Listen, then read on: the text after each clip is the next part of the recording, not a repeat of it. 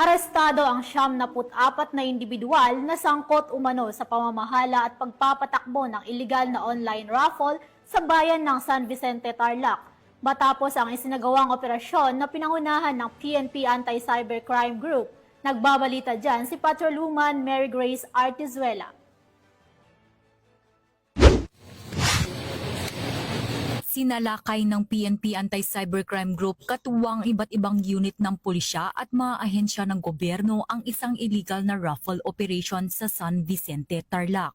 Huli sa akto ang 74 na individual, kabilang ang financier at operator, distributor, administrative staff at ahente na namamahala sa nasabing pasugalan na walang kaukulang permit at dokumento. Batay sa isinagawang cyber patrolling ng mga otoridad, natukoy na ang raffle draw ay isinasagawa sa pamamagitan ng live streaming upang magmukhang lehitimo sa mata ng publiko. Ibinebenta ang bawat raffle ticket sa halagang 20 piso at ang grand prize naman ay aabot umano sa 4.5 milyong piso upang akitin ng publiko na sumali sa nasabing raffle. Ngunit nadiskubre na ang idinideklarang winners ay kasabwat rin ng grupo.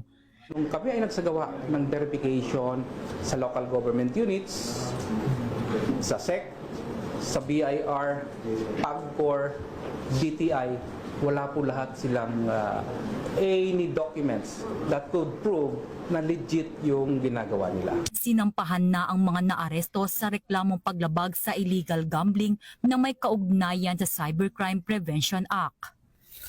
Ang matagumpay na operasyon ay bahagi ng direktiba ni PNP Chief Police General Nicolas D. Torre III na paigtingin ang cyber patrolling at tiyakin ang mabilis na aksyon laban sa mga cyber criminals na patuloy na ginagamit ang social media para sa mga panlilinlang at iligal na aktibidad.